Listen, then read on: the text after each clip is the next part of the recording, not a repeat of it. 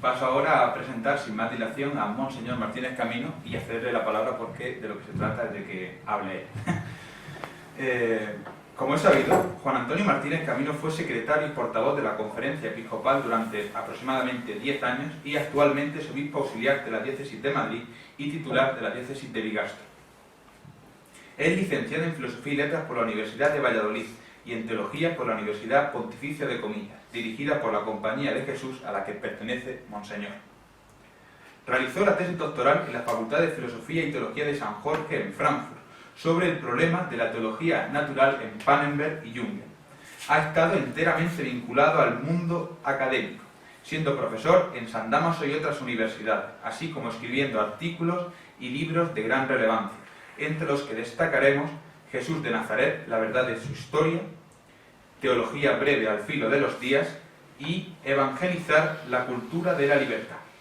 Monseñor Martínez Camino es también académico de número de la Real Academia de Doctores de España, en la sección de Teología.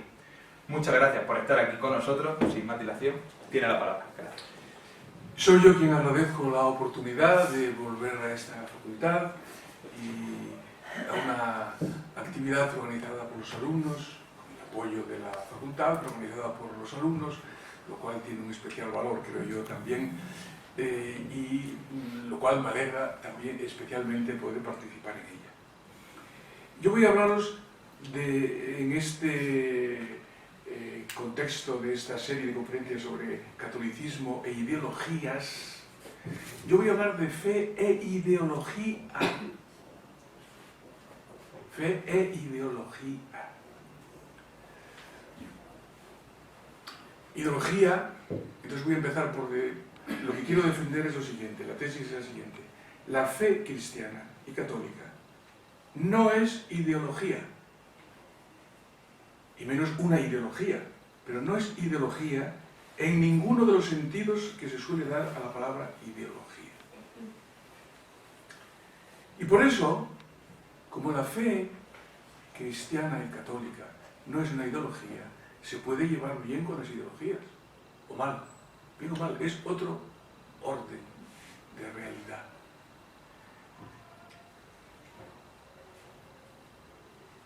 Voy a definir primero qué entiendo por ideología, qué se entiende por ideología, y luego por qué la fe cristiana no es una ideología y qué es.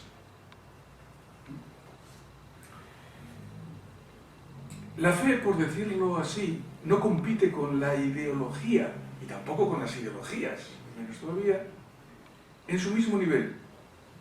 Ante la ideología, en el sentido negativo de esta palabra, que vamos a explicar ahora, la fe actúa o puede actuar como una fuerza crítica y liberadora. Crítica en el sentido positivo, en el sentido de poner en cuestión. Ante las ideologías, en el sentido positivo que también puede tener ese término, la fe actúa como posible elemento de referencia para discernir su propia pretensión. Las ideologías pretenden algo. Y la fe puede entrar en diálogo crítico con ellas para ver hasta qué punto es así, es coherente lo que pretenden y si realmente tienen los medios para llevarlo adelante. Entonces, primero, sentidos de la palabra ideología y luego la fe como participación en un acontecimiento de salvación, en el acontecimiento de salvación, que no es ideología en ninguno de los sentidos que vamos a ver. Primer sentido, sentido positivo de la palabra ideología. Ideología, esta palabra si la ven ustedes en los diccionarios, si la buscáis en los diccionarios de filosofía o diccionarios generales, es una palabra moderna, relativamente moderna. Aparece más o menos en la época de la Revolución Francesa. Si buscáis en Santo Tomás o en Aristóteles no encontraréis esta palabra, ideología. Es una palabra relativamente moderna, que hace referencia, en el sentido positivo, tal como por ejemplo la define el diccionario de la Real Academia de la Lengua, como un conjunto de ideas fundamentales, conjunto de ideas fundamentales que caracteriza el pensamiento de una persona de una colectividad, de una época, de un movimiento cultural, político o religioso. Es la ideología en el sentido positivo. Aquí no se persigue a nadie por su ideología. Por ejemplo, si dice, o un preso ahora famoso ha dicho que él alega ante el Tribunal Constitucional que está preso por su ideología. Realmente tiene una concepción positiva de ideología, viene por el conjunto de ideas que él defiende. Este sentido positivo de ideología, conjunto de ideas, que pretende una coherencia ideal de pensamiento ideológica, este sentido aparece, se suele decir que aparece con los llamados ideólogos franceses ilustrados, que pretendían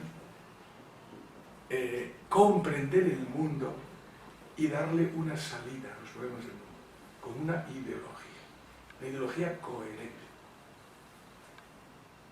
Pero la palabra ideología tiene que ver con esta pasión o con este pathos por comprender y transformar el mundo. Y esto, en ese sentido, hay ideologías pues, políticas de un signo y de otro, hay ideologías culturales de un signo y de otro, en ese sentido neutro o positivo, incluso la palabra, vamos a decir. Pero luego hay un sentido negativo de la palabra que surge poco después. Napoleón, cuando hay en aquella época, cuando hay la reacción frente a los movimientos revolucionarios, Napoleón III justamente empieza a hablar de los ideologistas, que son aquellos que sostenían un sistema de ideas para transformar la sociedad que no le gustaba a Napoleón, que parecía más o menos revolucionario, y entonces empezó a hablar negativamente de los ideologistas.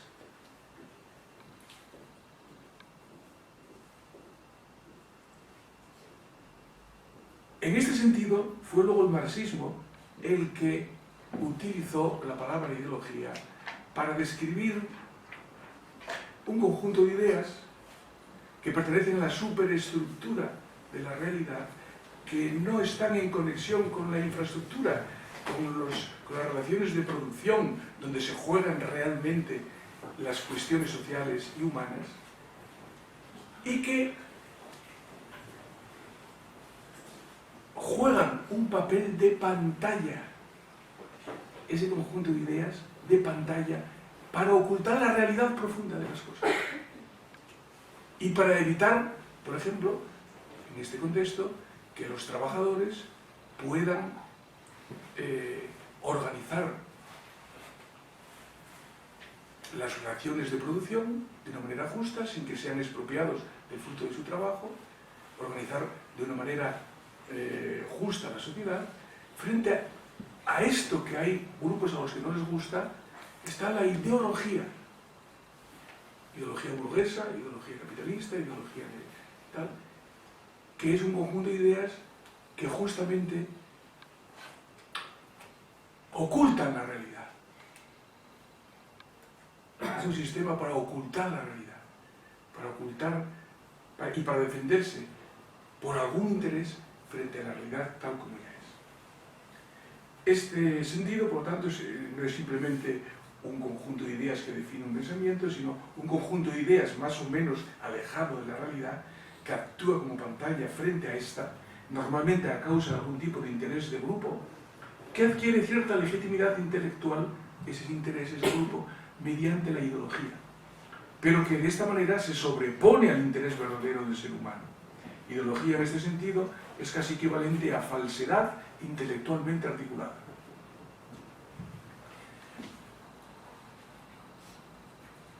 Y en ese sentido se usa mucho la palabra. Ahora se usa de las dos maneras. Por ejemplo, ahora el Tribunal Constitucional hace muy poco dijo un preso preventivo, cuyo nombre no voy a decir, que él estaba preso por causa de su ideología, dando sentido positivo. Pero al mismo tiempo se dice, ahora está la ideología neoliberal, se hace en el sentido crítico de que es un conjunto de ideas que impide el cambio social porque se queda en cuestiones superficiales contradictorias con la dinámica real de los hechos. También en sentido negativo se suele utilizar, por ejemplo, El magisterio de la Iglesia lo usa en el sentido negativo muchas veces. Es una palabra que aparece en el magisterio de la Iglesia reciente, naturalmente, no en el antiguo, porque ya estamos viendo que esta es un concepto moderno. Pero, por ejemplo, Benedicto XVI, la encíclica, preciosa encíclica Spe Salvi, Salvados en la Esperanza, tiene como trasfondo la crítica de la ideología del progreso. El trasfondo de esa encíclica es una crítica, es el anuncio de la esperanza cristiana, como crítica a la ideología del progreso. ¿Cuál es la ideología del progreso? Conjunto de ideas que pone al progreso científico-técnico como el motor del futuro mejor, ineludible y automático de la historia. Esa es la ideología del progreso. Está empleado en el sentido negativo porque el Papa Benedicto XVI piensa que es falso, que no hay ningún futuro, ningún camino automáticamente, que funcione automáticamente para que el futuro de la humanidad sea justo, pacífico y acorde con la realidad humana. Ninguno es automático.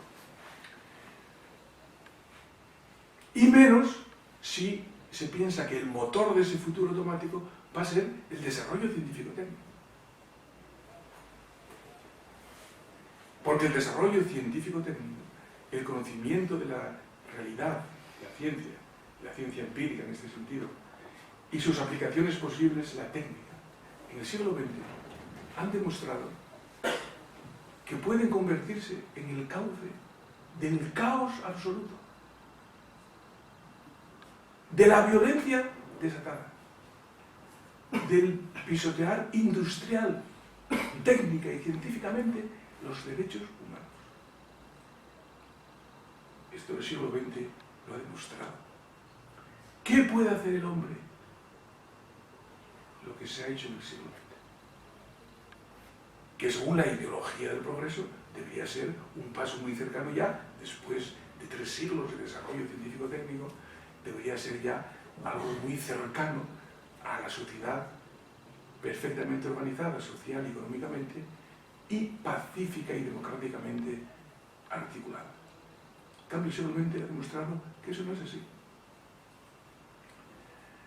Este es un ejemplo lo pongo como ejemplo de ideología del progreso, tal como usa este concepto la encíclica Spe Salvi, que os aconsejo leer, si no lo habéis leído, leerla otra vez. Es una encíclica preciosa. Filosofía para los filósofos, la más interesante tal vez de los últimos tiempos del magisterio pontificio. Spe Salvi. Bien, entonces, una vez visto qué queremos decir con ideología, que puede ser ideología o ideologías. Ideología sobre todo tiene un sentido, una ideología puede tener un sentido positivo, pero tiene una carga bastante negativa hoy día. Esta idea. Luego las ideologías, de un signo y de otro, pues es una palabra más neutral. Entonces yo quería ahora comentar por qué creo yo que la fe cristiana no es ideología en ningún sentido de la palabra. Ni en el sentido positivo, ni menos en el negativo, naturalmente. Pero tampoco en el positivo. Porque, y empiezo por aquí, la fe cristiana no es una filosofía.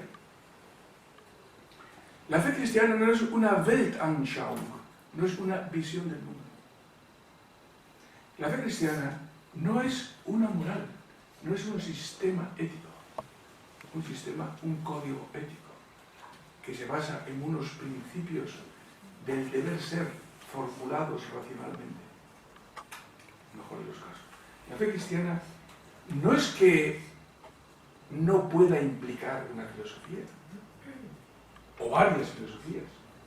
No es que de la fe cristiana no se derive y no implique una visión del mundo.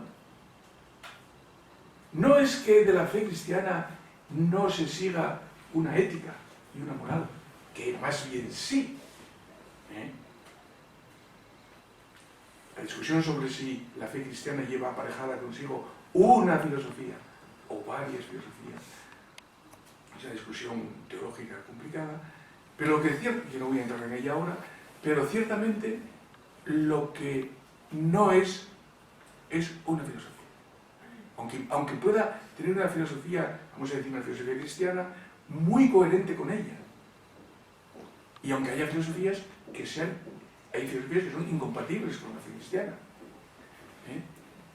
Pero la fe cristiana está más allá de la filosofía. Por eso puede relacionarse crítica o positivamente con la filosofía y con las filosofías. No es una filosofía más. ¿Por qué?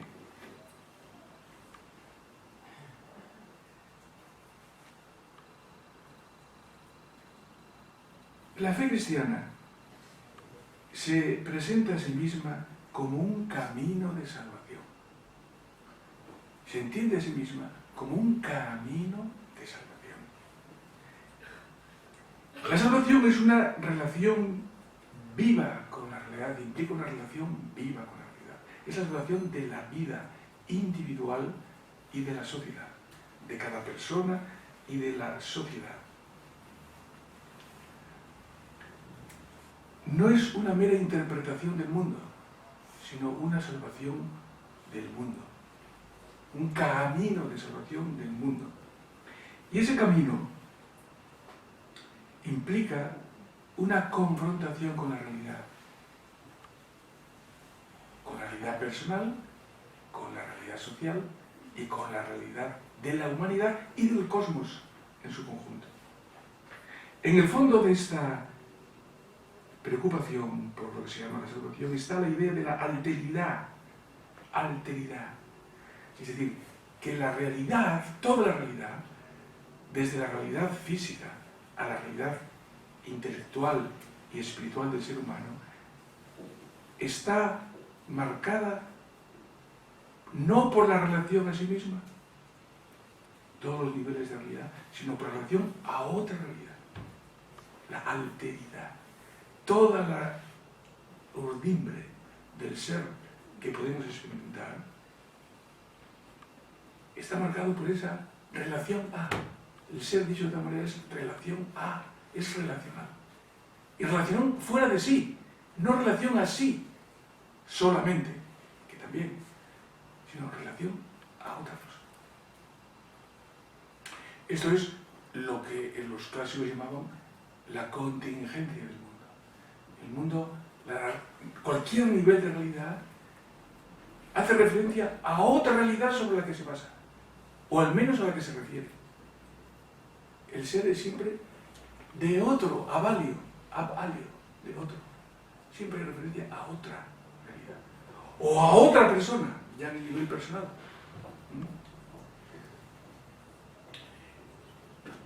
Naturalmente esto implica una discusión filosófica grandísima. Pero estoy argumentando filosóficamente un poco para luego llegar a la razón de ser teológica que nos va a hablar de una cosa que no se reduce a esto que estoy diciendo, porque si esto que estoy diciendo fuese el fundamento de la fe, estaríamos aquí hablando de una filosofía. Pero estoy abriendo el camino para ver por qué la fe cristiana se presenta como un camino de salvación. Y algo que todos pueden entender, aunque se puede discutir, todo es discutible, es esto. El ser radicalmente referido, la referencialidad, la alteridad del ser. No hay ninguna cosa que digas que no hace referencia a otra.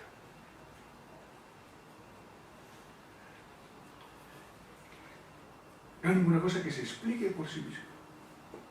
Desde el punto de vista de que por qué existe, por qué y para qué.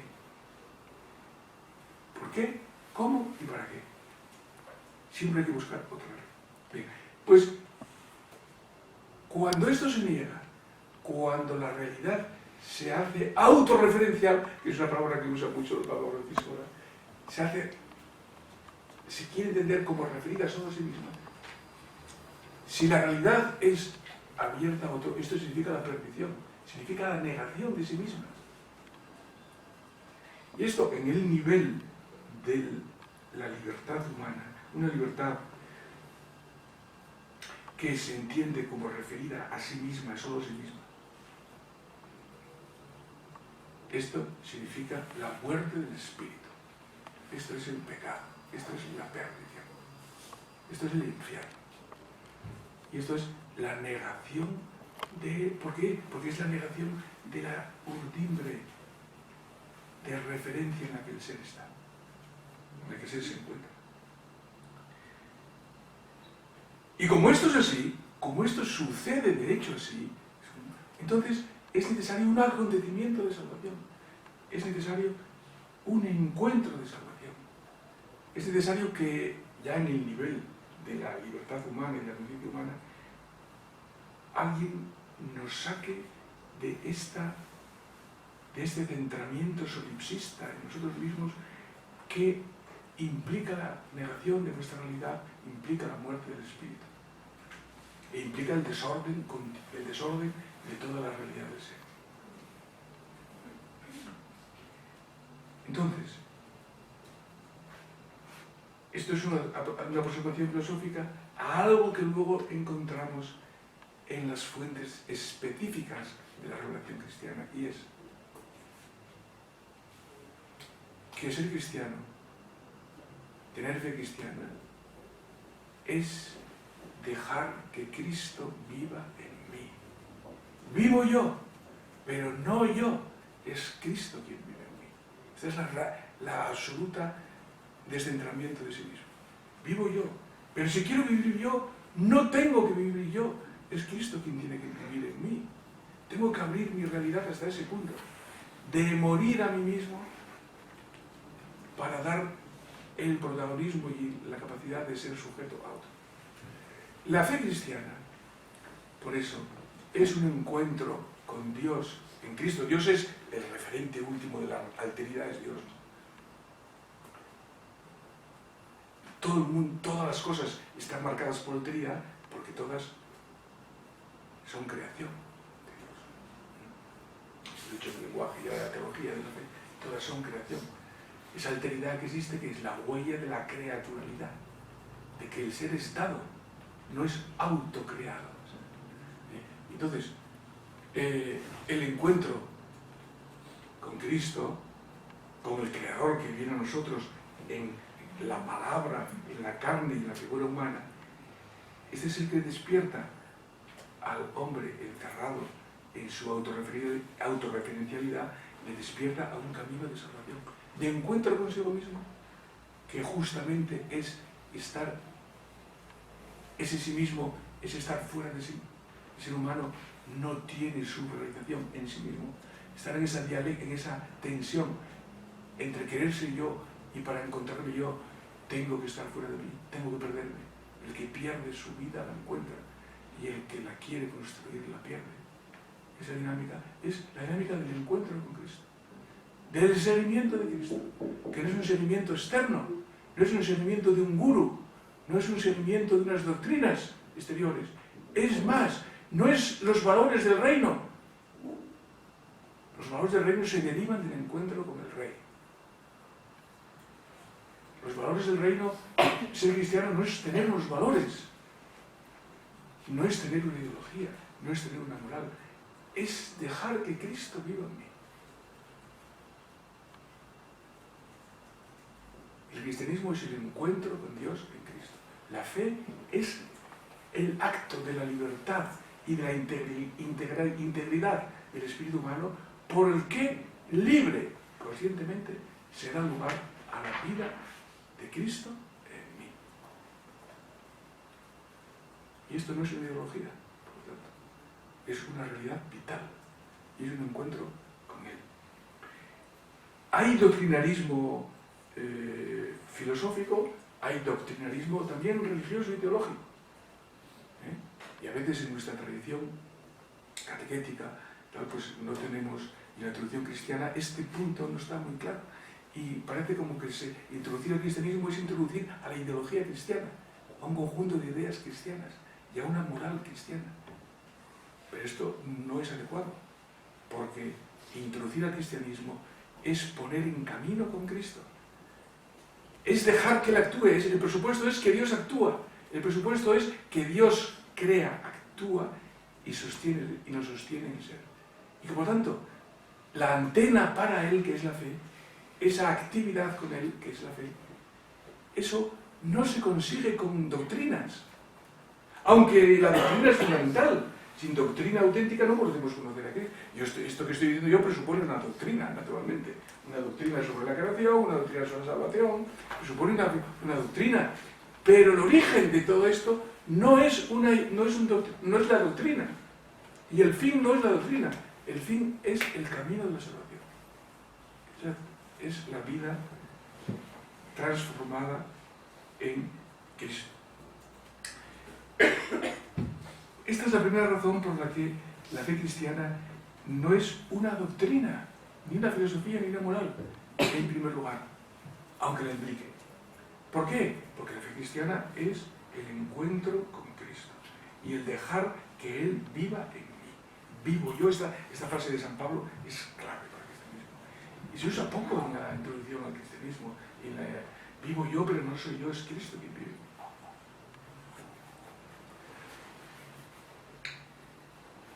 En segundo lugar, si la fe cristiana no es una filosofía, ni una visión del mundo, ni una moral, sino que es la realización del acontecimiento de la salvación, la fe cristiana, a fortiori, tampoco es ideología en sentido negativo. No es un conjunto de ideas que actúe como pantalla sobre la realidad para tranquilizar las conciencias, para justificar un modo de actuar más o menos justificable o no, que lo justifica ideológicamente, como se dice. No es una ideología en el sentido de ningún sistema de ideas para justificar nada. La fe cristiana no encubre la realidad en su verdad. Y la realidad en su verdad es la realidad del sufrimiento y de la muerte. Aquí podemos decirlo. Pero ese es el fondo de la realidad. Es el sufrimiento y la muerte. Esa es la realidad de la realidad. Y de el sufrimiento y la muerte implica todos los problemas personales y sociales, de la injusticia, de la opresión de unos por otros, del autoendiosamiento. Pero el fondo de la cuestión de la vida humana y de la vida social es ¿por qué se muere como se muere? Naturalmente o violentamente. ¿Por qué hay víctimas en el mundo? Estamos viendo lo del niño este de aquí, de la muerte de un niño de 8 años así. La ideología pretende explicarlo todo, menos el destino de las víctimas, porque no tiene explicación para ello. Las ideologías, en el sentido de conjunto de ideas que pretenden tener una visión abarcadora del mundo para poder transformarlo, normalmente no enfocan la cuestión del destino individual de este niño ¿para qué nació? ¿No era mejor que no hubiese existido? ¿Cuál es el sentido del sufrimiento de una víctima inocente? Y además víctimas inocentes, no solo es este niño que ahora tiene a toda España y tal, son los centenares de millones del siglo XX. Centenares de millones, no solamente los 6 millones de judíos, sino de los armenios, de los silesios, de los polacos, de los croatas, de los rusos del Volga. La historia de la humanidad es la historia de la sangre y las lágrimas. Esto no es políticamente correcto decirlo, porque está en contra de la ideología del progreso. Pero una ideología en sentido positivo, ya, en sentido negativo, pues una ideología que no afronta esta cuestión, que hurta esta cuestión, y que como explicación máxima dice que son cuestiones son daños colaterales del progreso.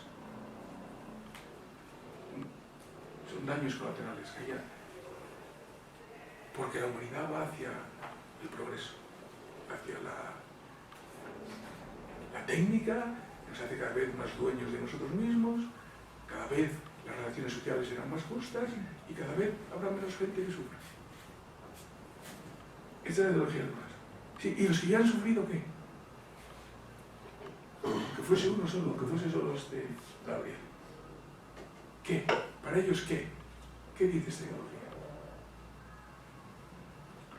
La ideología, en sentido negativo, pretende explicarlo todo, menos mi destino y el de las víctimas. La fe cristiana, en cambio, es un escándalo para la piedad religiosa meramente natural. Es un escándalo para los judíos y es necedad para los griegos, para la filosofía que se basa solamente en sus propios poderes, para una filosofía no abierta a la teología. ¿Por qué? Es un escándalo para la piedad porque rompe la idea de lo sagrado como lo más grande. ¿Qué es lo sagrado para todas las religiones? Lo más grande. Id quo maius cogitare inequit. Ahora he hecho aquí un mecenazo de la escolástica católica. ¿Quién es Dios? Aquel mayor que el cual no se puede pensar nada. ¿Está bien? Pero es una definición puramente formal de Dios. Porque ese puede ser el demonio. Un demonio poderosísimo, el mal, cuyo mal mayor no se puede pensar nada, como matar a un niño de 8 años. Hay algo de demonía con esto. Pues ¿y quién me dice a mí que no es el mal aquel mayor que el cual no se puede pensar nada? Dado lo que es la historia, no estaría del todo desencaminado. Pensar que el poder mayor que se pueda pensar sea un poder del mal. Entonces, ir cum maius cogitare inequit no basta para definir a Dios. Y sin embargo, este es Alá, el mayor de todos, el mayor, que está por encima absolutamente de nosotros. Esta es la idea natural de la divinidad.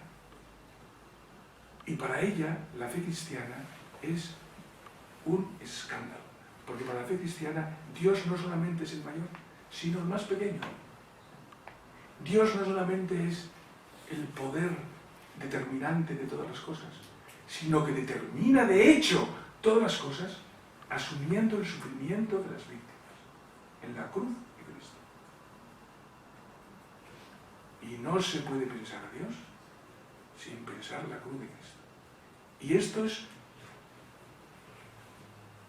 esto no viene en la reflexión sobre la alteridad que hice al principio. Hay un inicio de esto, pero la conclusión y la determinación real de que esto es así es autorrevelación de Dios. Es Dios que, como es el poder determinante de todas las cosas, tiene que revelarse a sí mismo si es que le queremos conocer. Es de todas las cosas. Es Dios. Nosotros no podemos conocer a Dios en contra de Él, como conocemos una pared. Dios tiene que revelarse. Esto es racional, esto está incluso en el idealismo. Si Dios es Dios, tenemos que esperar su revelación para entenderle. Pues su revelación es la cruz. La encarnación y la cruz. Hegel decía que frente a esta idea, frente a la racionalidad de la revelación, decía, es que hay una razón que dice que es humilde y que ella, como es ilimitada e infinita, no puede conocer nada absolutamente de Dios que es ilimitado e infinito. Pero dice Hegel, pero esta razón es hipócrita. Es tan hipócrita como limitada e infinita. Porque se hace la humilde poniéndose orgullosamente por encima de la posibilidad de que Dios se revele, se manifieste. Le cierra ese camino. Luego no es tan humilde como dice. Este es Hegel, que también se puede aprender de Hegel. Aunque es el padre de las ideologías, de todas las ideologías idealistas y del marxismo al revés. Pero, por ejemplo, él justifica, dice, la razón razonable y humilde es la que está abierta a que el infinito verdadero se manifieste. Si no estás abierto a eso, no es una razón razonable ni humilde. Entonces Dios se manifiesta. Y se manifiesta así, en la cruz de Cristo. Y por eso esta revelación es escándalo para la piedad meramente natural y para la razón filosófica autorreferencial. Dios ofrece un sentido, la fe ofrece un sentido, la filosofía ofrece un sentido, sea de mil maneras, en fin, más o menos, incluso en la filosofía relativista, con una base nihilista moderna, pues también en el fondo se trata de buscar un sentido a la vida humana. ¿Qué significa la vida humana? Que si no significa nada, o qué significa. Pero en cambio la fe, antes que un sentido, ofrece la realidad de la vida divina, ofrece, dice aquí un autor, un filósofo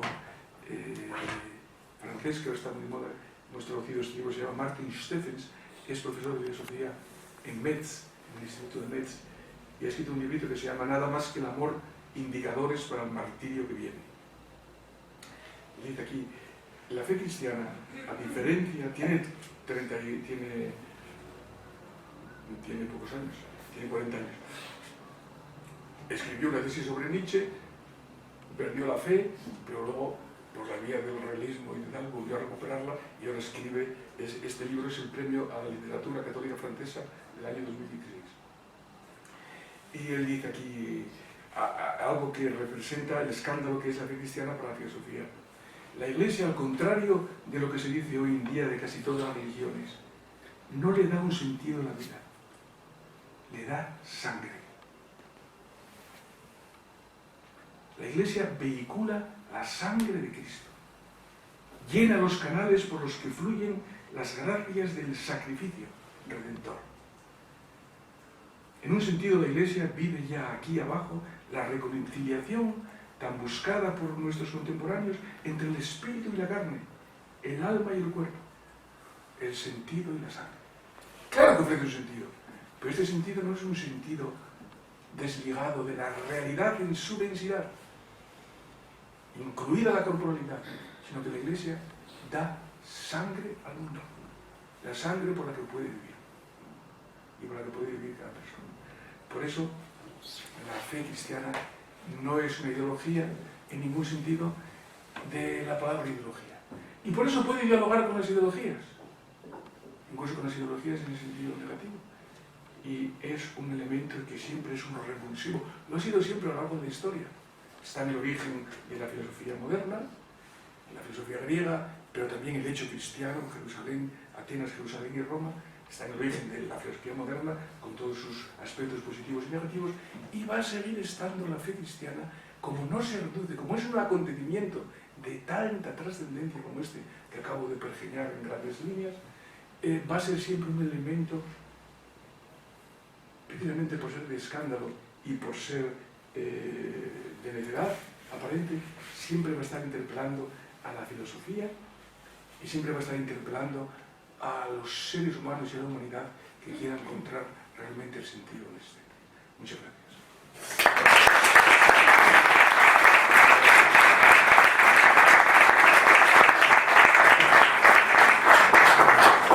Muchísimas gracias, Monseñor. Ha sido muy interesante, yo creo.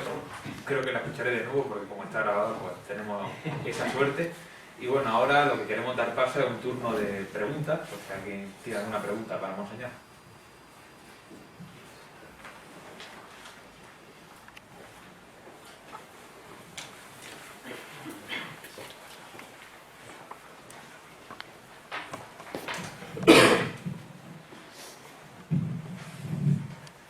Muchas gracias por su disertación y le doy las gracias también porque el planteamiento que acaba de abrir diciendo que la fe cristiana puede estar abierta a un diálogo crítico con las ideologías, creo que eso entra mucho también en la nueva evangelización propuesta por la pastoral de Francisco, ¿no? de los alejados. Entonces creo que es un problema capital. Es un problema imprescindible y que creo que todas las diócesis, sobre todo de nuestro mundo contemporáneo, que está tan descristianizado y que parece que las ideologías de todo tipo son como algo omnipresente, ¿no?, en nuestra sociedad, creo que es fundamental entrar en diálogo crítico con ellas y para abrirnos a los alejados, a los que no conciben en su mente ni siquiera a Dios ni a la Iglesia, pero que buscan, son buscadores, con lo que Rahner llamaba los cristianos anónimos, son buscadores de la verdad, que hay muchísimos, que esta facultad de la Complutense está llenita, pero que le ponen otras palabras, ¿no? Le ponen otras palabras. Al final es un problema de lenguaje muchas veces, la confusión. Entonces, creo que el católico de hoy tiene que estar totalmente abierto a este diálogo crítico con las ideologías, no como un enemigo, no como una guerra, sino como un mirar, ¿no? Un mirar como miraba Cristo a la samaritana, que era una pagana, o como miraba Cristo a ese soldado pagano que fue el que dijo la afirmación de fe más grande del cristianismo, y era un soldado romano, el que le clavó la lanza en el pecho, ¿no? Y le dijo, verdaderamente este es el Hijo de Dios, ¿no? Dijo algo así. Y entonces es como un cambio de mentalidad, ¿no?, desde dentro. Ahí entra en la Iglesia, es como la conversión pastoral de la que habla tanto Francisco, o sea, como un cambio de mentalidad dentro de la Iglesia para mirar al alejado, al que viene con esas ideologías que muchas veces consideramos como enemigas o como amenazantes. No lo son, son buscadores que necesitan encontrar el sentido de su vida, pero no le dan otro verbo, le dan otra palabra.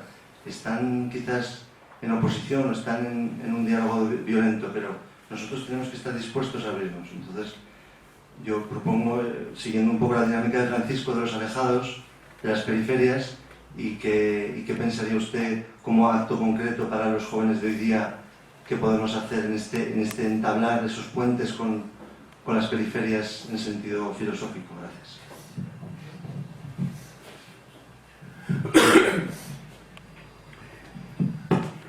Sí, claro. Pues efectivamente, ¿qué podemos hacer? El diálogo con el mundo, pues es la entraña de la Iglesia y de la fe cristiana desde el principio.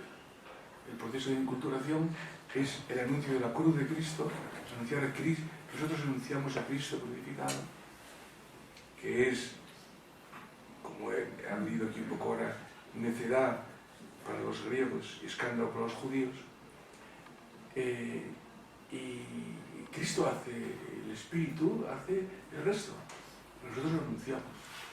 Ahora, ese escándalo y esa necedad trae consigo la persecución,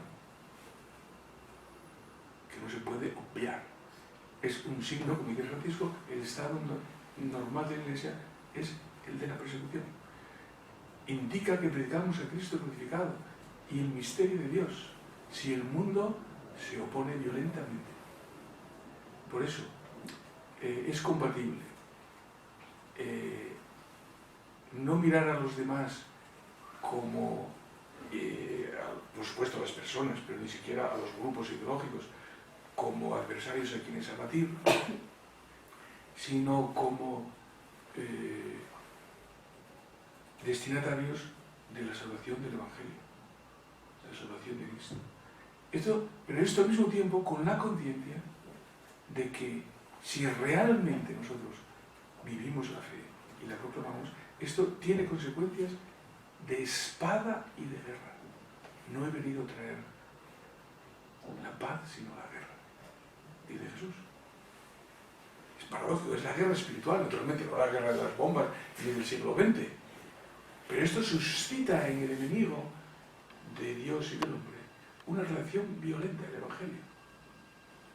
Y tenemos que estar prevenidos frente a ello. Prevenidos en el sentido de saber, como es este librito de Efesios, por qué la vocación cristiana es martirial. Él ha hecho a partir de esos coptos degollados en Libia. ¿Por qué es martirial la fe cristiana? Siempre lo ha sido, lo es y lo va a ser. Pero martirial no quiere decir desgraciada y fracasada, sino glorificada, sino fuente de libertad.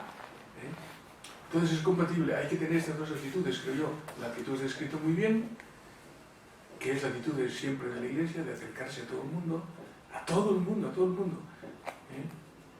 Acercarse a todo el mundo, proponiendo el Evangelio, pero al mismo tiempo sabiendo que incluso el Hijo Eterno de Dios mismo, cuando se acercó a su pueblo, fue rechazado por su pueblo y crucificado por nuestros pecados. Son estas cosas juntas. Digamos que la postura cristiana auténtica no es idealista, en el sentido, si yo ofrezco el Evangelio, todo el mundo va a estar contento. Eso no es así. Yo no me explico, he oído todavía alguno de poco en una predicación, me cuesta trabajo pensar que si ofrecemos amablemente el Evangelio no vaya a ser aceptado. Pues no va a ser, por más amablemente que lo presentes. Hola. ¿Puedo hablar sin Sí. micrófono? Es que iba primero. Entonces no digo nada. Ahora después. Pero no sé si se oye. ¿Ahora se oye? Sí.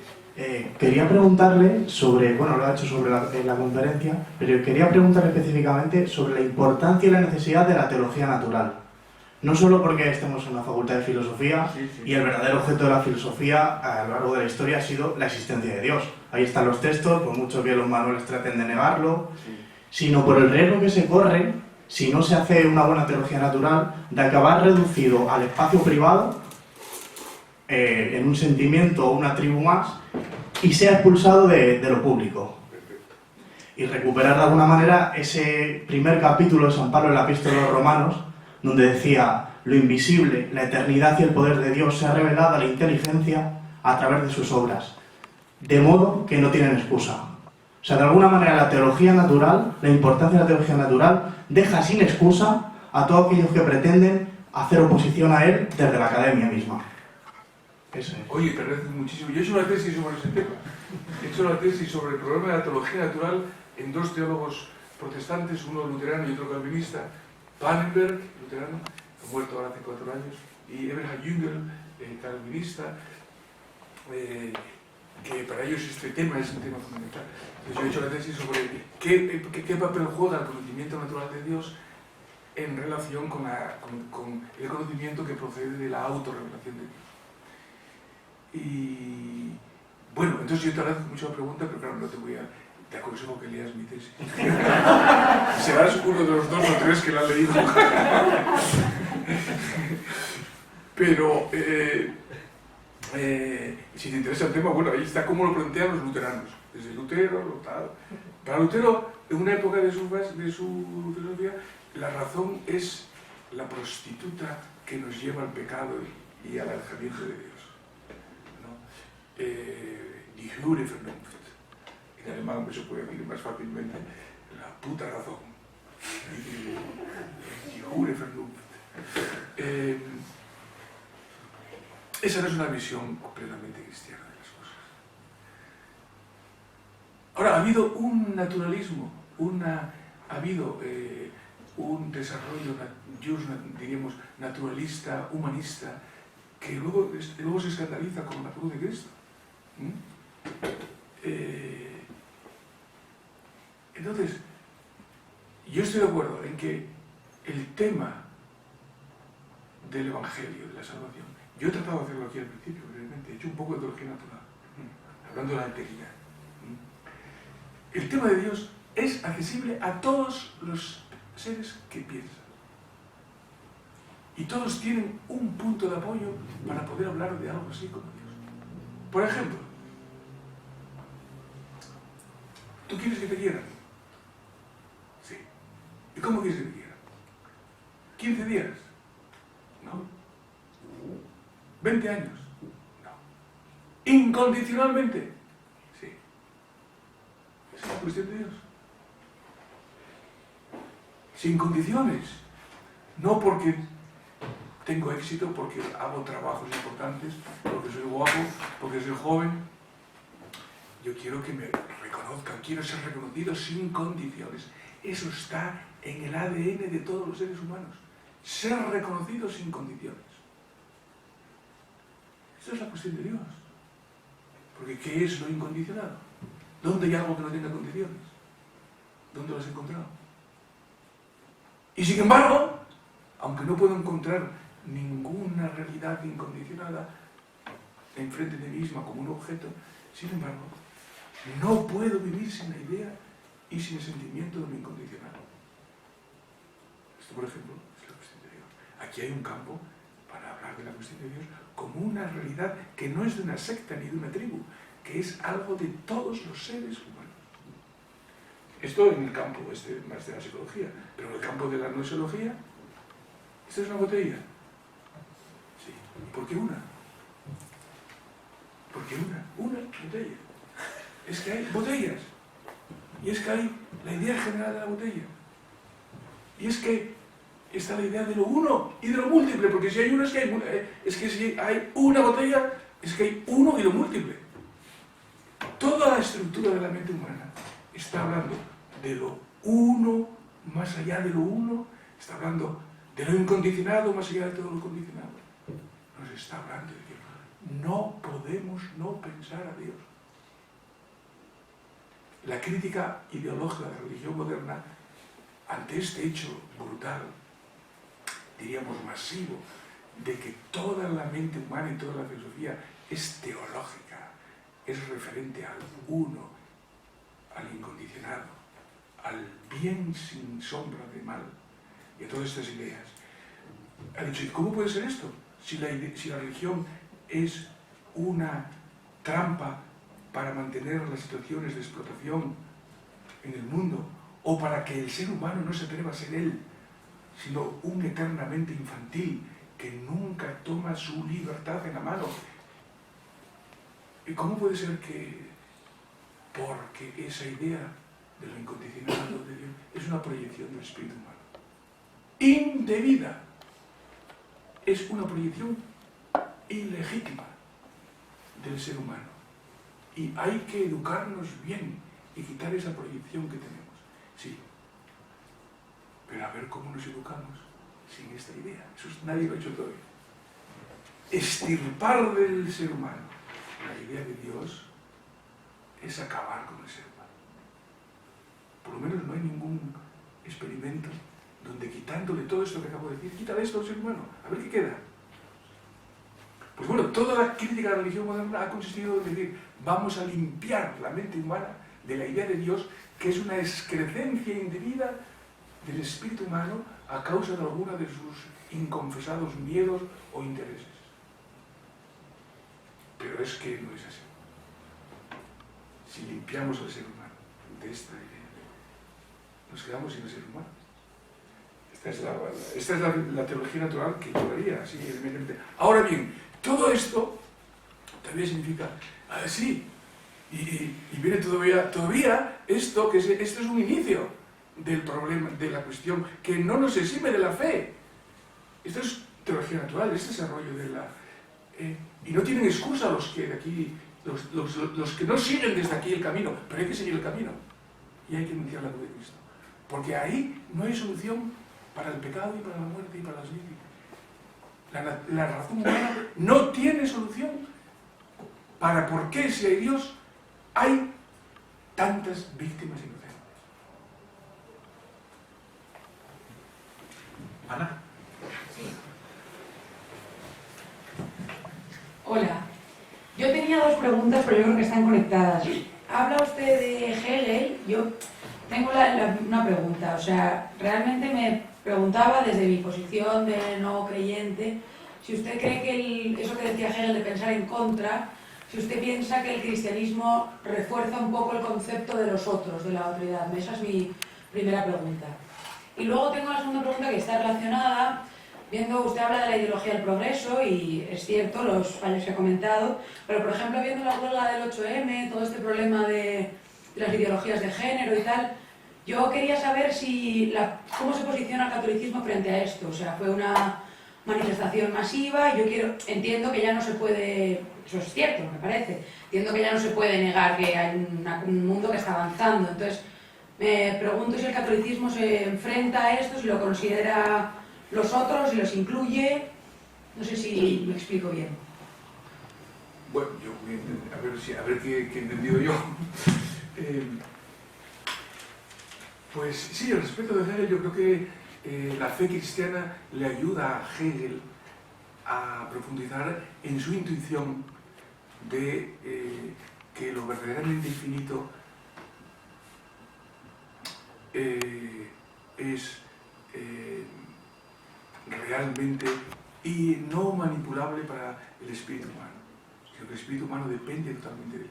Hegel eso llega un momento que en el desarrollo de su filosofía no está claro, por lo menos los autores discuten, y hay interpretaciones de Hegel en sentidos diversos, si al final el verdaderamente infinito, ¿quién es? Al final, eso no está del todo claro. Si es la propia dinámica del desarrollo del espíritu humano, no está del todo claro. Entonces el cristianismo yo creo que le ayuda a esta idea que yo he tomado de otros. Yo no soy especialista en Hegel ni nada, la he leído en teólogos, esta cita de Hegel, que creo que es de la fenomenología del espíritu. Y yo creo que a Hegel le ayuda, al cristianismo le ayuda a tomar en serio la alteridad de Dios. La alteridad de Dios. Es decir, que Dios es, si toda la realidad está marcada por una relación A, es porque hay alguien que no está relacionado, es porque hay alguien realmente que no depende de nada más que de sí mismo. Y eso es el verdaderamente infinito. Es el punto de referencia de todas las relaciones. Incluso de la relación con el mundo. La relación con... Ahí el cristianismo, por ejemplo, fíjate, porque dice, bueno, a ver, si Dios es el punto originario de todas las relaciones y tiene una relación con el mundo, pues depende del mundo en esa relación. Luego no puede ser Dios. Luego el mundo es Dios.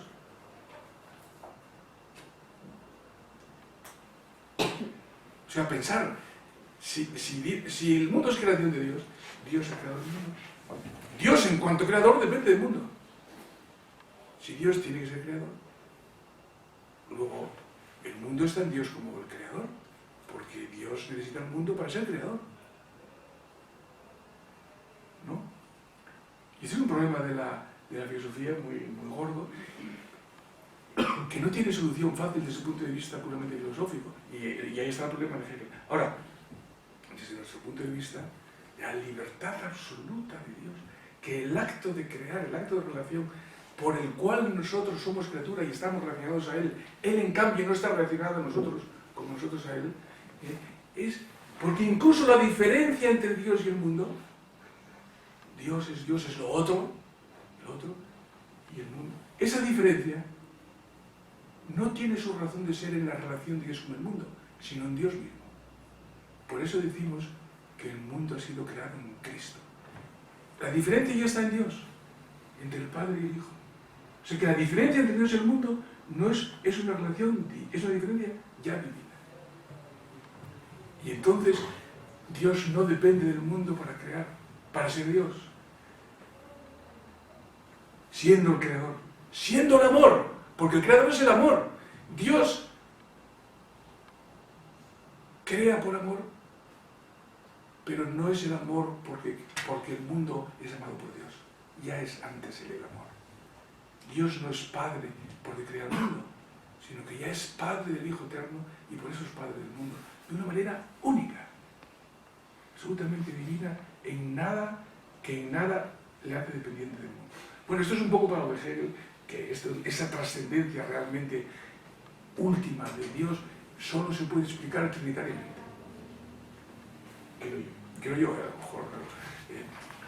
Por eso, una vez que vine aquí otra vez, estuve discutiendo con unas chicas musulmanas, porque hablamos en el auditorio de la relación de cristianismo, judaísmo y islamismo, y estas chicas de aquí, que no me acuerdo quiénes eran, no sé quiénes eran, pero estuvimos discutiendo ahí en el hall, y ellas me discutían, ¿cómo Dios puede ser trino? Yo diría, ¿cómo puede Dios no ser trino? No ser trino. Más bien. Pero bueno, y luego el otro, evidentemente, la relación del hombre y la mujer. Para el cristianismo, la alteridad fundamental después de la creatividad es la diferencia entre el hombre y la mujer. Es la alteridad radical, en la cual anida el mal y el bien, la posibilidad del bien. Y por eso la escena del paraíso, del pecado, está en el diálogo entre el hombre y la mujer, con la serpiente, que es la causa fundamental del mal. El mal no procede originariamente del ser humano. Pero en esa diferencia entre el hombre y la mujer está ya la autorreferencialidad y el deseo de imponerse al otro.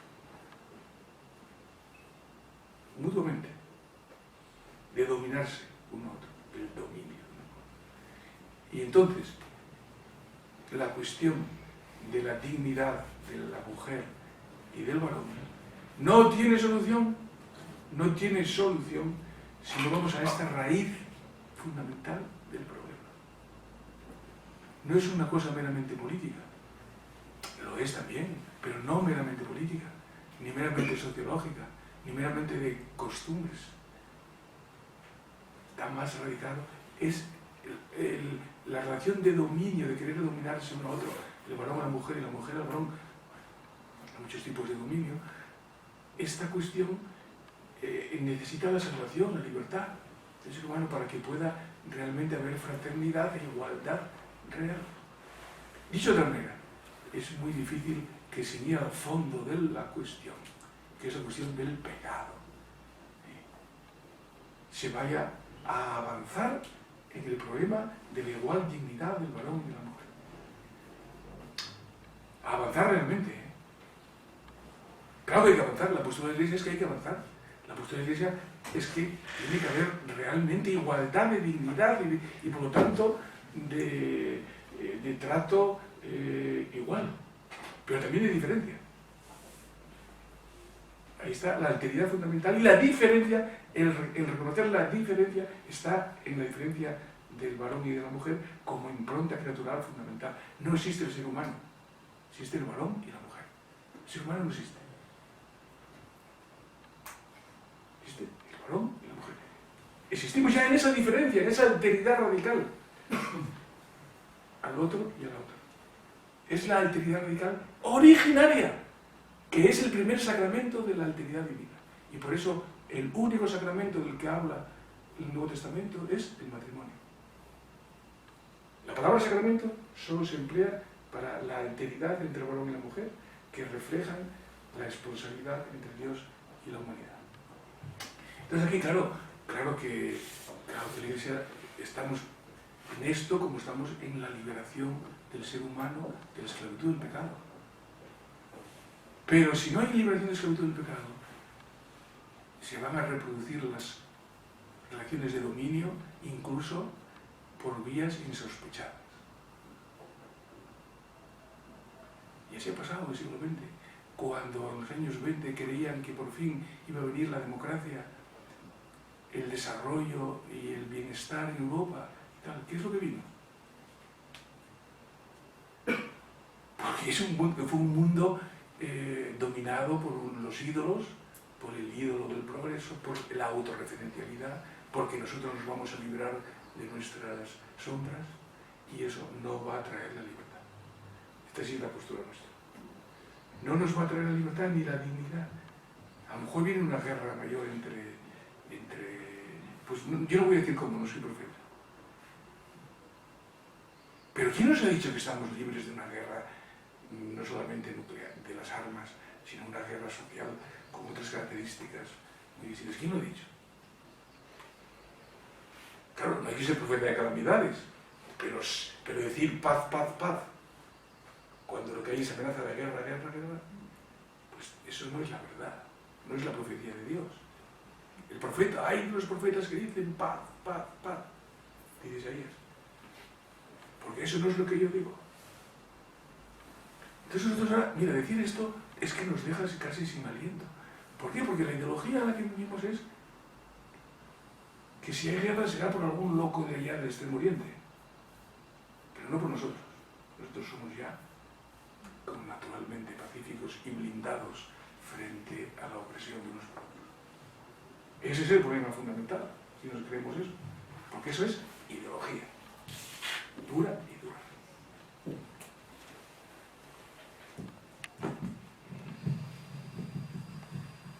Yo quería preguntarle, justo con motivo de que las jornadas se llaman catolicismo e ideologías, si no cree, yo declaro creyente que a veces se ha pecado de que se ha perdido la visión crítica hacia ciertas ideologías que han sido prejuzgadas por ciertos miembros de la Iglesia, no de toda la Iglesia, porque hablar de Iglesia al final es hablar de todos los creyentes, no es justo generalizar, porque esa pérdida de la visión crítica de ciertas ideologías o filosofías que a veces ha hecho más daño que bien, ¿no? Que a veces a lo largo de la historia como que se ha podido llegar a perder esa visión crítica, olvidando que realmente el cristianismo no es una ideología como usted ha dicho. O sea, no quería saber su opinión respecto a esas veces Pues que se prejuzgan las ideologías y se pierde esa visión crítica. A lo que ha habido ha sido el problema de reducir el cristianismo a una ideología, ¿no? En distintos ámbitos, de reducir y de juzgar y que el diálogo con las distintas ideologías en el sentido positivo, es decir, distintas visiones del mundo, pues no se ha hecho con la radicalidad suficiente. Por ejemplo, en este tema que acabamos de decir ahora, o sea, desde la fe hay unas razones mucho más profundas y son específicas del camino de salvación que es la Iglesia. La Iglesia es un camino de salvación. Por tanto, no es ninguna forma de organizar mejor este mundo. Aunque si asumimos la salvación, organizaremos mejor este mundo. Desde la familia, los vecinos, la nación, la entidad internacional. Pero la Iglesia no tiene ninguna solución para el orden internacional ni para la organización política de la sociedad. Y cuando se reduce a eso, que a veces se ha reducido en distintos ámbitos, no la Iglesia en cuanto tal, pero ámbitos católicos que lo han reducido a esto, entonces se pierde el sentido específico y salvador y interpelador de la fe católica. Creo que por ahí, no sé si por ahí van las cosas, es decir, y esto dicho en positivo, ¿qué quiere decir? Dicho en positivo quiere decir que la fe es interesante por sí misma. Es más, solo por sí misma es interesante. Si la ponemos al servicio de una ideología, aunque sea en el sentido positivo de la palabra, pues pierde interés, porque por eso están las ideologías. La fe es interesante por sí misma, no al servicio de algo. Dicho, por ejemplo, el Papa Francisco dice en Evangelii Gaudium, número 250, creo que es. El número no estoy claro, pero es 200 y pico. ¿Nosotros por qué evangelizamos? No evangelizamos porque nos interese, porque nos venga bien para algo. Nosotros evangelizamos para la gloria de Dios. Es una forma de decir, gloria de Dios, ¿qué quiere decir? ¿Que Dios necesita pompa y necesita bombo y platillo? No.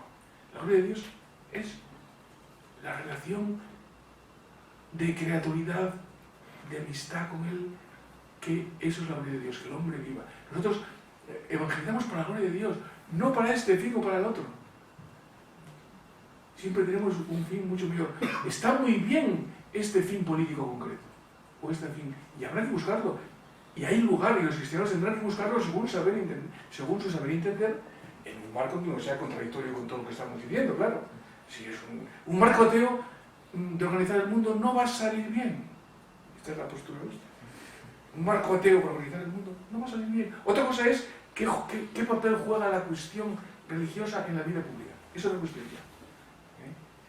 Pero desde una ideología atea, el fracaso está servido.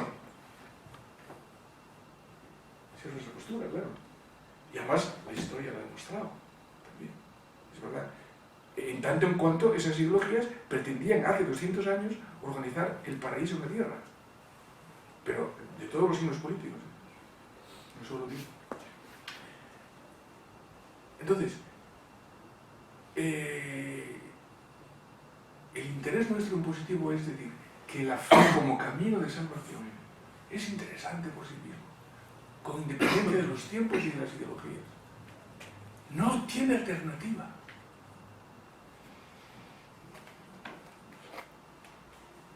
Es más interesante que todas las ideologías.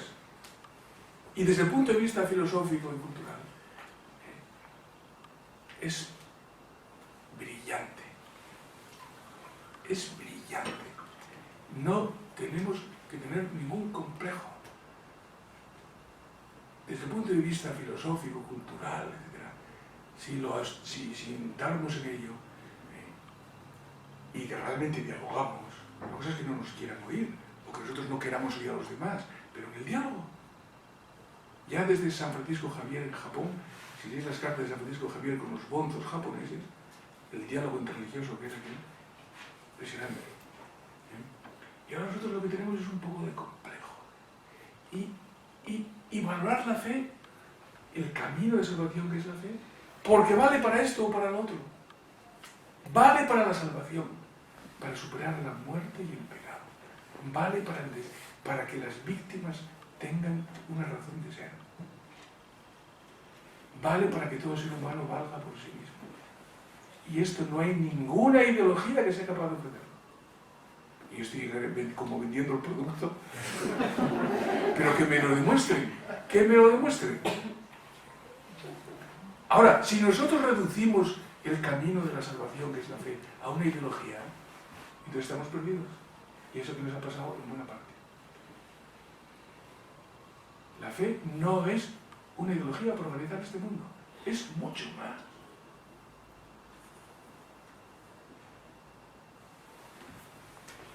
Violeta. Hola, sí, yo quería preguntar porque usted ha dicho eso, que el cristianismo no es ninguna ideología, ningún tipo de filosofía o ideología social, nada, ¿no? Sino que es un camino de salvación y además un camino de salvación que viene realizado en la alteridad, ¿no?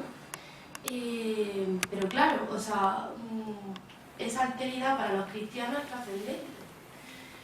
¿Por qué no puede haber un camino? O sea, en ese sentido yo pienso que yo como creyente no una decisión propia la de creer que esa alteridad es trascendente, pero puedo entender otro tipo bueno, no filosofías, ¿no? Sino precisamente eso, que no sean filosofía ni ideología, otro tipo de formas de ver la vida, ¿no? Que sean también, en cierto modo, un camino de salvación basado en la alteridad, pero una alteridad inmanente, es decir, o sea, yo encuentro el sentido de mi vida a través de los demás, pero no necesito a Dios, ¿no? O sea, en mi caso, por ejemplo, que soy cristiana, necesito a Dios porque creo en esa trascendencia, pero es una decisión ya mía de creer en esa trascendencia. Entiendo que se puede llegar al mismo fin, ¿no? Digamos, sin necesidad de colocar un Dios, ¿no? O, bueno, no sé si me explico. Pero... Sí, perfectamente. Pues yo creo que esa decisión tuya de creer no es una cosa tuya así como así, por lo que hemos dicho antes. Es tuya, evidentemente, tú podrías no creer porque estar en el camino de salvación es un acto libre y de verdad. Ahora bien, no es que sea una cosa tuya y que tú no lo puedes explicar a nadie, y que sea igual una trascendencia inmanente que una verdadera trascendencia. Yo tengo un peluquero que es ateo y siempre me habla de teología. Llevo yendo a él mucho tiempo. Y un día me dice, claro, es que los católicos los tenéis muy fácil, porque matáis a vuestra madre y vais y os confesáis, le decís a un cura qué tal, y ya está, ala, empezad a ver. Yo no puedo hacer eso, porque yo no puedo ir a decir a nadie que me perdone. Ir a decirle a un hombre que me perdone. Yo tengo que tener mucho cuidado con lo que hago. No puedo matar a mi madre y me perdonan. Este es él, porque su conciencia es la trascendencia inmanente. Yo le digo, vamos a ver, Tony, es verdad, pero ¿sabes una cosa? Que que si alguien ha matado a su madre o a su hijo o ha hecho una traición gravísima a alguien tal, tiene que confesarlo. La cuestión está ante quién y cómo. Y los que no van al confesor, ¿sabes a quién van? Al peluquero. Señor. Porque el peluquero le cuenta a la gente su vida, incluso sus graves problemas de vida. Y dijo, entonces yo, entre el peluquero y el cura, que no es el cura, sino que es el que puede convertir el mal en bien y la vida y la muerte en vida, yo opto por este. Porque ¿quién hace bueno el mal que has hecho? ¿Tu conciencia? No, tú tienes razón. Él tiene que estar con mucho cuidado. Él tiene el infierno en la punta de la mano, porque no tiene quien le perdone. Quien le perdone de esta manera única. No es lo mismo tener quien te perdone absolutamente que seas tu propia inmanencia ante quien estás. Hay una diferencia como del cielo a la tierra.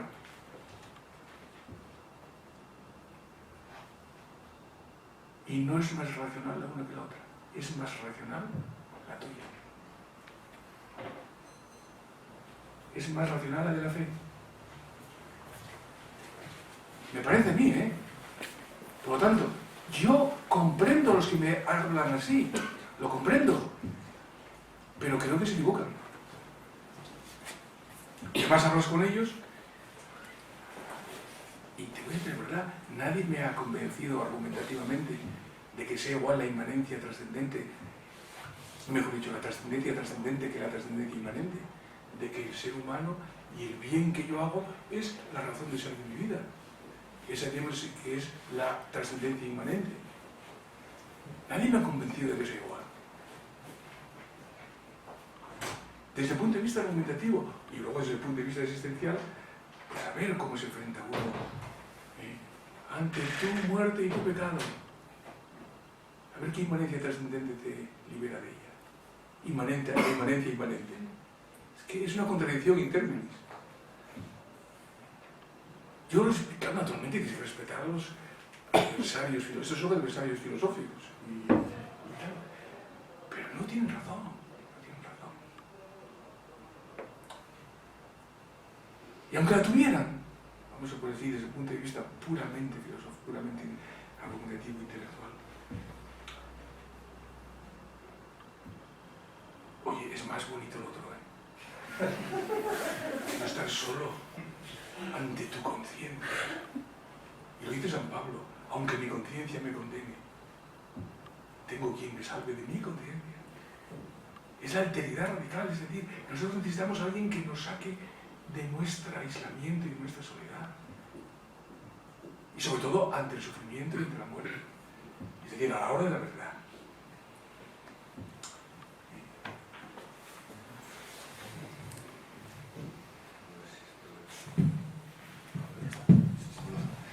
Bueno, muchas gracias, señor obispo. He aprendido mucho y me ha encantado su disertación. Y el diálogo este me parece extraordinario. Yo voy a bajar un poco el nivel pero me parece muy sugestiva esta cuestión de que efectivamente la fe cristiana no es una ideología, pero tengo la impresión de que no podemos evitar que desde fuera de ella se vea como una ideología más. Evidentemente esto, mucha gente, bueno, pues, y la peculiar pretensión de verdad que tiene el cristianismo, pues resulta muy escandalosa ahora mismo, porque es una pretensión de que esto no es mi verdad. Esto es verdad, lo diga yo o lo diga quien sea o incluso no lo diga nadie. Bueno, esto es particularmente agresivo a la mentalidad dominante, como se está muy bien. Bueno, y más o menos los que estamos en la universidad, pues esto lo vemos claro. Sin embargo, junto con eso, al menos yo detecto que precisamente esa peculiar pretensión de verdad que tiene el cristianismo, aunque por una parte resulta un poco escandalosa, por otra parte llama positivamente mucho la atención todavía. No me refiero solo al gremio filosófico. Entre otras cosas, al menos yo tengo la impresión de que filosóficamente ahora mismo, o sea, gente que dé la cara por la filosofía, fuera de los católicos, no encuentro mucha gente que crea en la filosofía. Pero además, bueno, la experiencia que yo tengo, bueno, ya son unos cuantos casos, tengo la intuición de que una persona que busca con honradez la verdad, que es capaz de hacerse una pregunta seria, no simplemente una pregunta trivial, sino una pregunta seria, es que se está poniendo a tiro del Espíritu Santo, pero muy rápido, es mi intuición.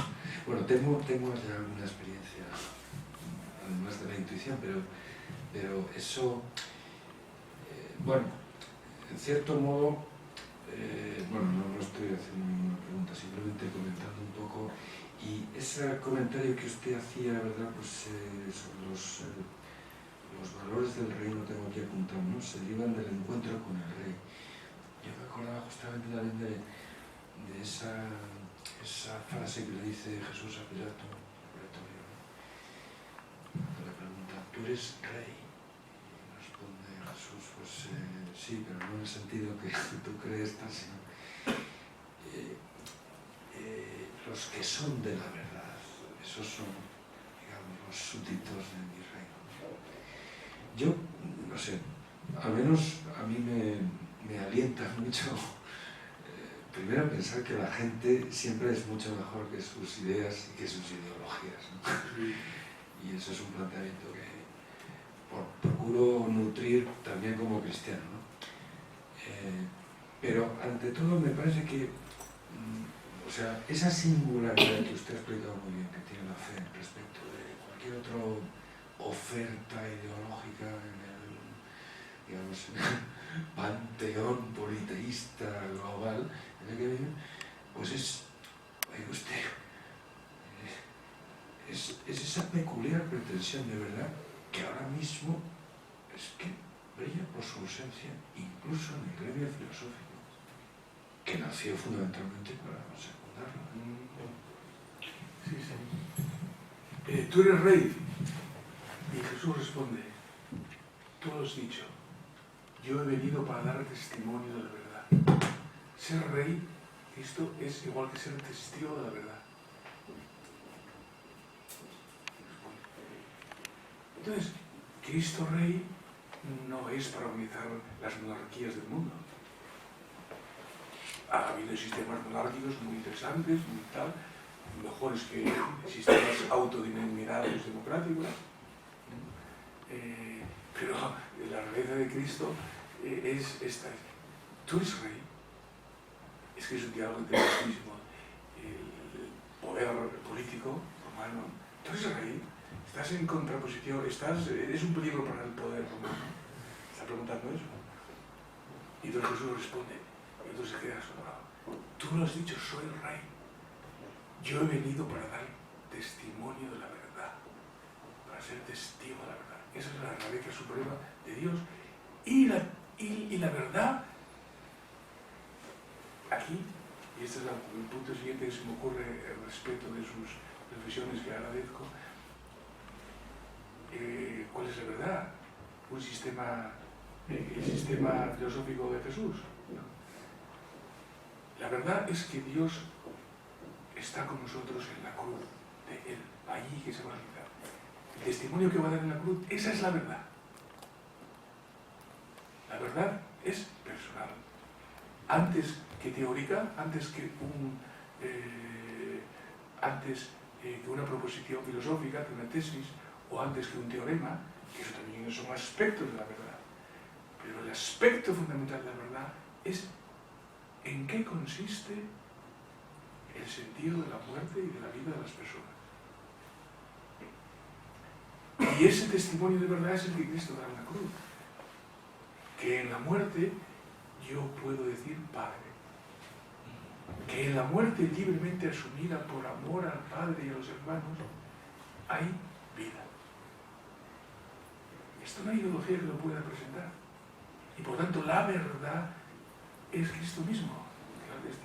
Y nosotros somos testigos en ese sentido. Luego, naturalmente, si esto es así, ahí está la raíz fundamental de la confianza en la filosofía. Pero no al revés. Ahí está, por eso nosotros confiamos en la filosofía. Es decir, confiamos en la capacidad de la razón humana para orientarse certeramente en el mundo. Y esto lo ha tenido que declarar ahora el magisterio de la Iglesia, en Fides Ratio, casi como una ayuda a la filosofía, porque no está claro. ¿Pero por qué no está claro?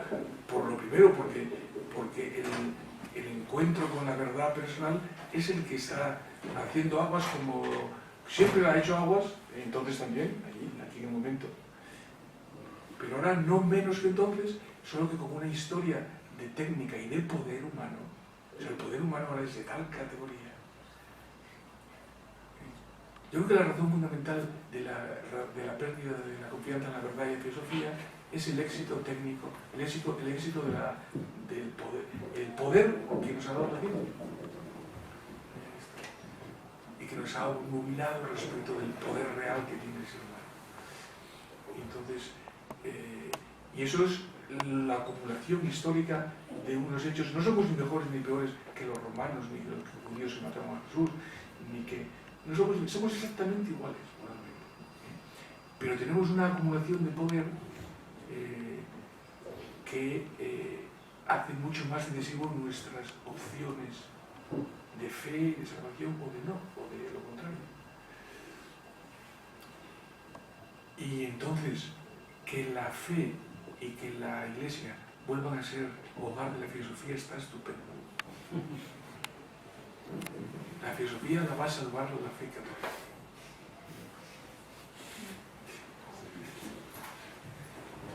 No es igual la trascendencia trascendente verdadera que la trascendencia inmanente.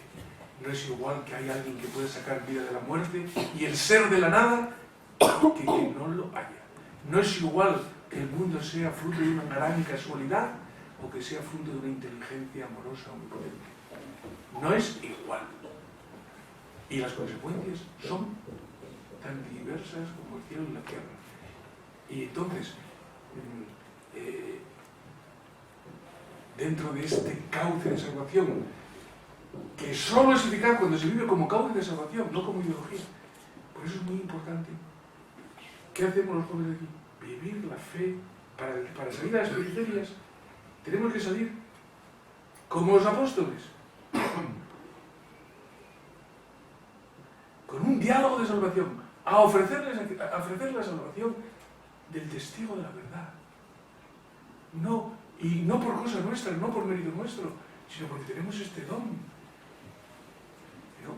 Y esto es la fuerza evangelizadora de la Iglesia, no de los grandes, que ha evangelizado la cultura griega, la cultura romana, la cultura germánica, todas las culturas y cosas han sido capaces de ser permeadas, iluminadas por la fe en ese sentido del camino de salvación.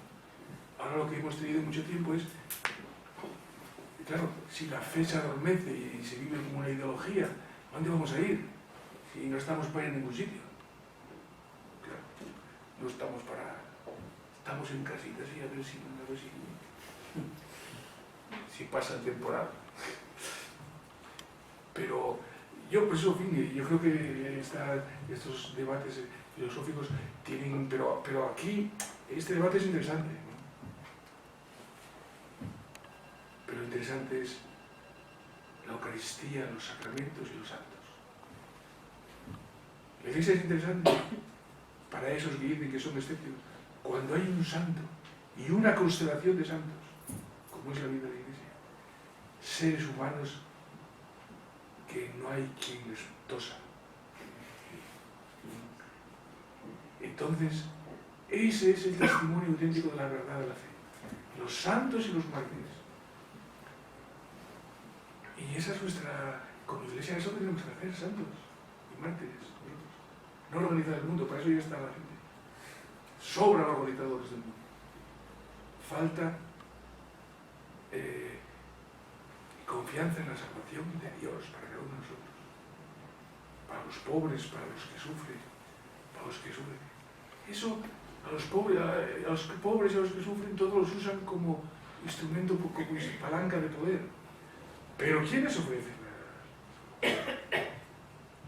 Entonces, nosotros, yo creo que esta atracción del cristianismo es, que lo dicen también, lo dice Benito XVI, lo dijo en la Aparecida, y lo repite Francisco, el cristianismo no se transmite por proselitismo ni por indoctrinación, sino por atracción. Es decir, por atracción de la vida de los santos. De los santos no de los altares, sino de los que hemos humildemente con nuestros pecados y con nuestra flaqueza de mil maneras vivimos la fe con coherencia y con entusiasmo y con humildad y con realismo y con amor a la verdad y a los hermanos y decir que claro que son adversarios, tenemos muchísimos adversarios, siempre lo he sabido y siempre, ¿no? Adversarios filosóficos, ideológicos, políticos, pero nosotros perdonamos a los enemigos. Entre adversario y enemigo hay un paso muy grande. Incluso los enemigos, los adversarios que quieran acabar con nosotros, nosotros no nos ponen nerviosos, les perdonamos. Esto es un signo tremendo. Y perdonar al enemigo cercano, no al que está en Corea o en África del Sur, sino al que está en tu casa, a tu mujer y a tu marido, que es tu enemigo cercano.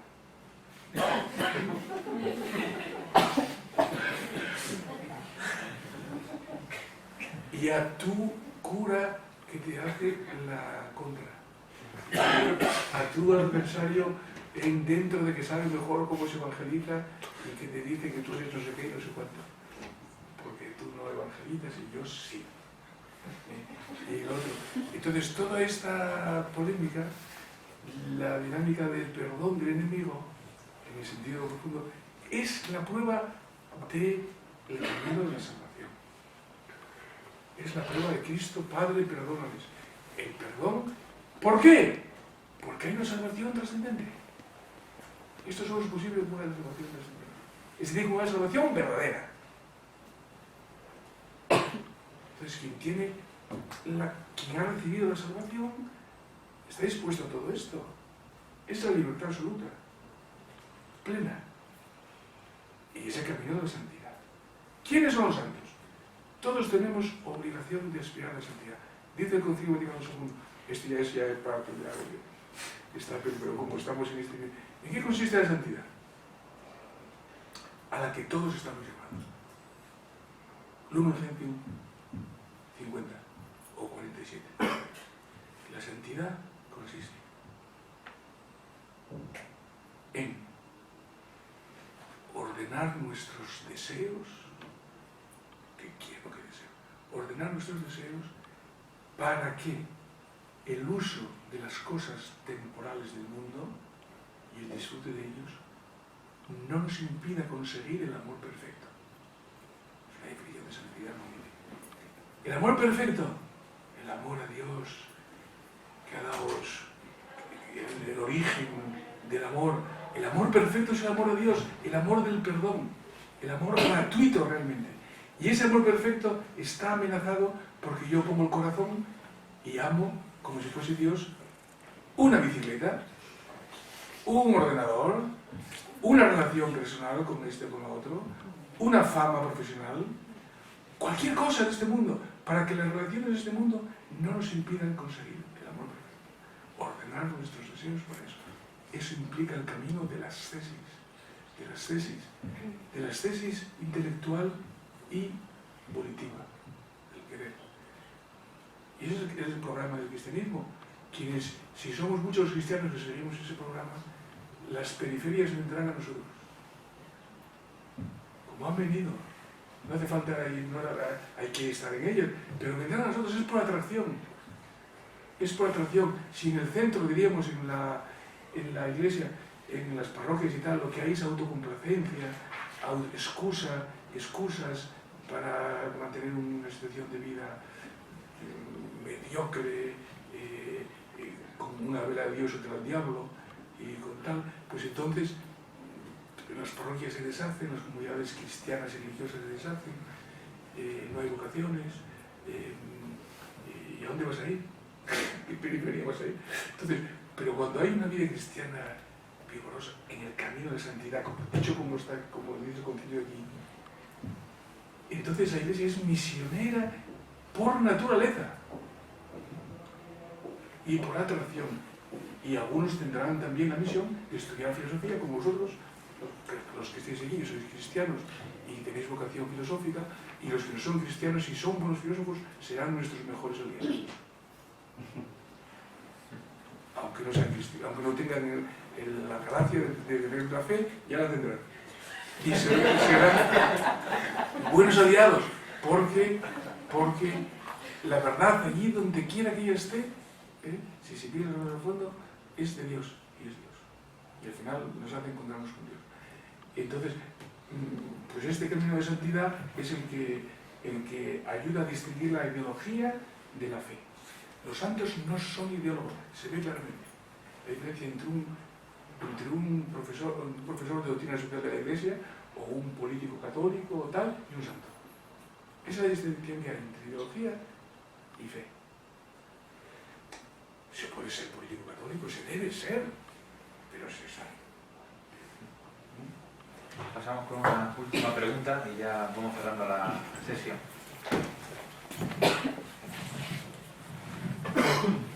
Bueno, mi pregunta es un poco ingenua. O mejor dicho, yo soy y no conozco del tema, entonces supongo que aquí ya lo sabe el 90% de la sala, pero bueno. ¿Qué es teología natural? ¿Teología natural? Sí. Preguntó, ¿teología natural? Pues bueno, se hace esa distinción como contraposición a teología revelada y natural, o natural y sobrenatural. Quiere decir, el tratamiento acerca de la cuestión de Dios que podría hacer la razón natural del ser humano, abstrayendo de que haya revelación, como si no hubiera revelación. El sitio son de Lucas. Es una abstracción, porque la revelación la hay, Dios lo hay. Si Dios es Dios, Dios tiene que manifestarse. Pero es una distinción, sobre todo, aunque ha habido, en este momento, tal como yo entiendo, es una distinción de método, no una distinción de realidad, de camino. De realidad no puede ser, porque no hay pura naturaleza, no hay pura razón humana. La razón humana no está encerrada en sí misma, está abierta de por sí a la acción de Dios, es decir, a lo sobrenatural. Está abierta de por sí. Y luego, como la hay históricamente, como está la Iglesia, y está el hecho histórico de Cristo y todo lo que ello ha significado, que es el vehículo de la sangre de Cristo, pues no hay mente humana que ahora pueda encerrarse en un laboratorio a pensar a Dios como si esto no existiera. Entonces, es una cuestión metodológica sobre todo, aunque ha habido épocas en las que se ha pensado que por naturaleza, abusando mucho del texto de San Pablo, de que por sus obras, por analogía, se puede conocer al Creador.